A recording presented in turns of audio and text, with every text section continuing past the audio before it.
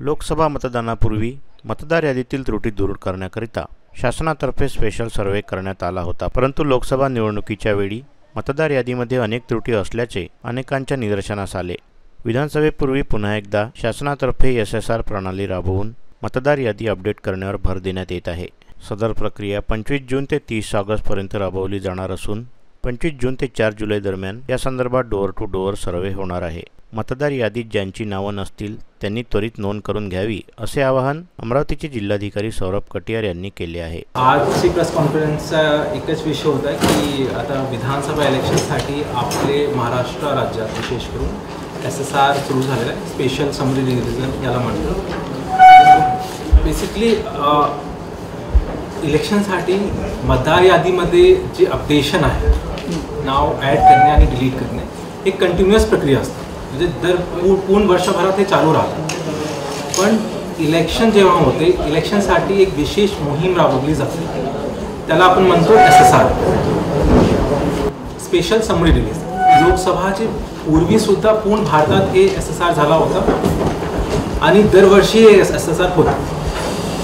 आता यावर्षी झालेलं आहे, तरी पण आपले महाराष्ट्र राज्यात विधानसभा इलेक्शन नसल्यामुळे हे SSR परत एकदा झालेलं आहे, परत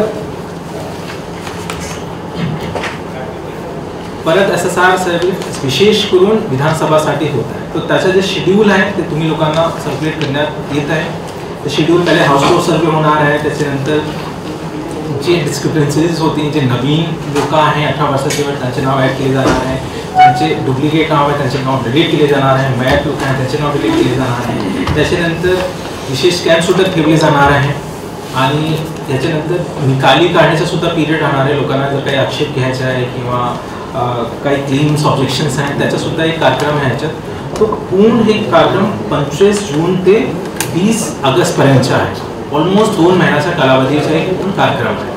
त्याच्यात डिटेल्ड जे कोणत्या तारखेला काय काय ॲक्टिव्हिटी होणार आहे ते सुद्धा याच्यात नमूद करण्यात आलेले इलेक्शन कमिशन मार्फत आणि त्याप्रमाणे पूर्ण महाराष्ट्रभरात हे कार्यक्रम राबवला जाणार आहे। तो ह्याचे मुख्य उद्देश जे आहे ते 2-3 मुख्य उद्देश आहे। पहिला उद्देश तो हेच आहे की आपली जी मतदार यादी आहे ते अपडेट करायची आहे, ते प्युरिफाय करायची आहे। आता त्याचा बेसिक जे अर्थ आहे ते हेच आहे की जे नवीन वोटर्स आहेत, नव्याने 18 वर्षाचे वर जे नागरिक झालेले आहेत त्यांचं नाव ॲड करायचं आहे, जे लोक मॅच झालेले आहेत किंवा ज्यांचं नाव दुबार झालेलं आहे त्यांचं नाव डिलीट करायचं, थोडक्यात हे उद्देश असतात। तो हे एकदा आपण एक्सरसाइज केलेली सुद्धा आहे। लेकिन लोकसभा इलेक्शनमध्ये सुद्धा आपला जे एक्सपिरियन्स आहे की काही लोकांची तक्रार होती की त्यांचं नाव अगोदर होता यादीमध्ये नंतर डिलीट करण्यात आलं आहे, किंवा काही लोकांच्या डबल नाव होते ते चुकीने डिलीट झालेले आहे, त्यांच्याकडे वोटर कार्ड ID होते तरी पण त्यांचे नाव डिलीट झालेले आहे। ह्या प्रकारची बऱ्याच कंप्लेंटसुद्धा आली होती, सगळ्या ठिकाणी आली होती। तो ती सगळी कंप्लेंटसुद्धा आपल्याला दुरुस्त करायची आहे आणि त्याचा कंप्लायन्स करायचा आहे, ते सुद्धा हे आपल्या SSRचा मुख्य उद्देश आहे। तो पहिला तो हाऊस टू सर्वे होता, त्याच्यात यादी अपडेट करण्यामध्ये सर्वात मुख्य रोल BLOचा आहे। ज्या ठिकाणी BLOने चांगलं काम केलं आहे त्या ठिकाणी यादी अपडेटेड असतात, प्युरिफाईड असतात। मात्र ज्या ठिकाणी BLOने व्यवस्थित नाव ॲड नाही केले किंवा डिलीट नाही केले तेव्हाच हे तक्रार येत आहे।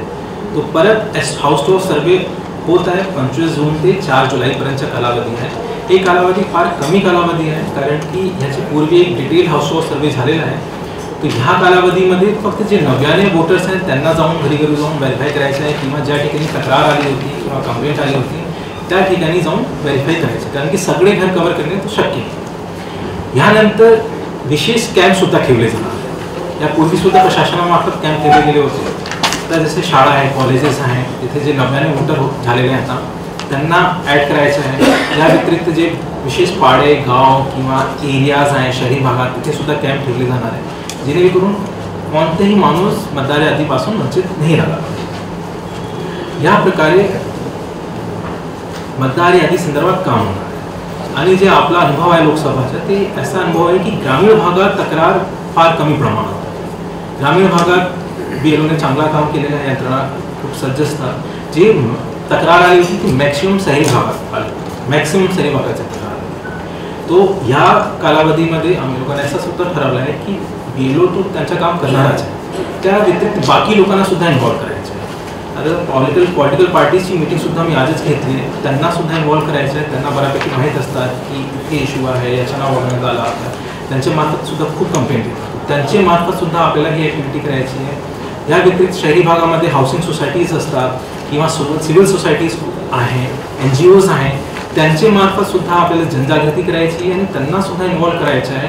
जे विविध घटक असतात त्यांच्या मार्फतसुद्धा हे रूपांतर पावसायची आहे की जर त्यांचं नाव बघण्यात आलेलं आहे तो नाव समाविष्ट करा.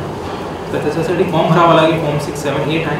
बरेच मार्ग आहे. ऑनलाईन शहरी भागामध्ये लोक ऑनलाईनसुद्धा अर्ज करू शकतात किंवा BLOला देऊ शकतात किंवा तहसील ऑफिसमध्ये देऊ शकतात किंवा एका ठिकाणी जर जास्त डिमांड आहे तर त्या ठिकाणी कॅम्पसुद्धा लागतो आहे. तो शहरी भागात बाकी जे राशन दुकानदार आहेत त्यांनासुद्धा आम्ही इन्व्हॉल्व करणार आहे. तो ह्या प्रकारे फक्त BLOवर अवलंबून न राहता बाकी इतर मार्गाने सुद्धा आपल्याला चेक करायचं आहे की कोणताही माणूस वंचित नाही राहिला.